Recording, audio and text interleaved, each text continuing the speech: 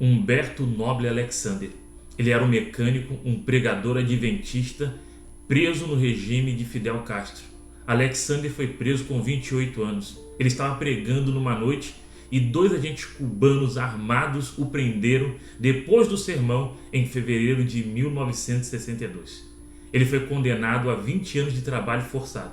A falsa acusação foi que ele estava conspirando para assassinar Fidel Castro.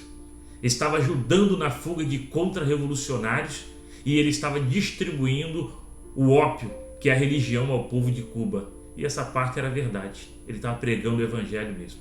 Alexander sofreu tortura física e psicológica para confessar o seu crime e delatar outras pessoas. Como ele não confessava e não delatava, isso perdurou. Ele dividiu celas com ratos, baratas e cobras. Apanhou tanto que nunca mais conseguiu se livrar de um zumbido no ouvido. Ele sofreu intoxicação alimentar por comer mingau e comida podre, peixe podre, uma comida vencida que vinha da extinta União Soviética. Foi mergulhado na água gelada até perder a consciência. Foi eletrocutado, surrado com cabos elétricos até desmaiar. Ele carregava várias marcas de ferimentos de bala nas mãos, na perna e na coxa. Por ser pego com uma Bíblia escondida, ele passou 90 dias dentro de um caixão onde ele mal conseguia se mexer. Outra vez ele foi pego com um inário, os hinos copiados em pequenas folhas em papel de cigarro.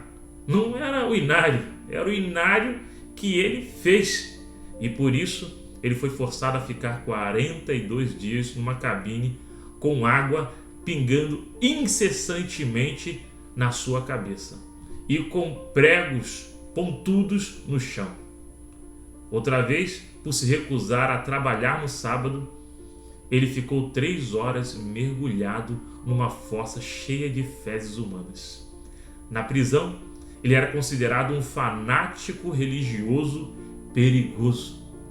Passou um bom tempo na ala dos presos psicóticos, assassinos, aqueles com distúrbios mentais. Ele também passou 2 anos na solitária. Ele viu ali crianças prisioneiras até com 9 ou 10 anos.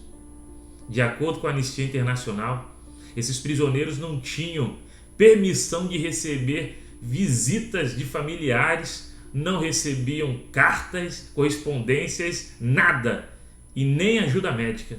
Muitos deles morreram devido aos maus tratos ou foram executados. Alexander foi condenado a 20 anos, mas depois dos 20 anos ele cumpriu a pena. Mas ele ainda ficou esquecido ali por mais 2 anos, 3 meses e 11 dias. Quando ele foi preso, ele estava casado há 3 anos e tinha um filho de 2 anos. Mas a sua esposa se divorciou dele e se casou com um oficial do exército cubano.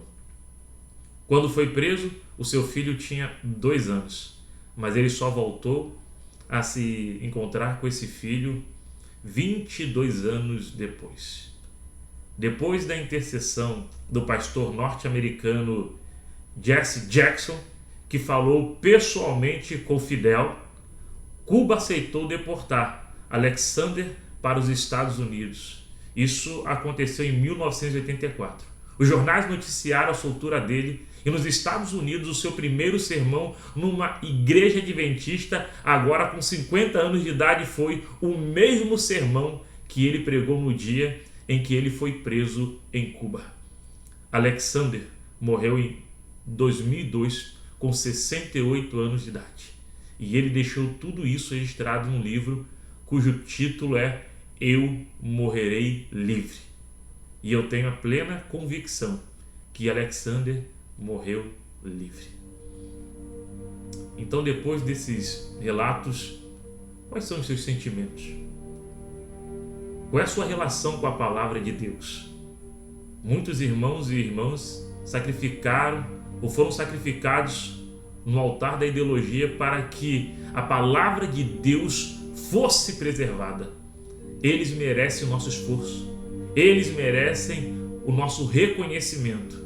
E a melhor forma de reconhecer esse esforço hoje é abrir a sua Bíblia, a palavra de Deus, ler, estudar e compartilhar com o próximo.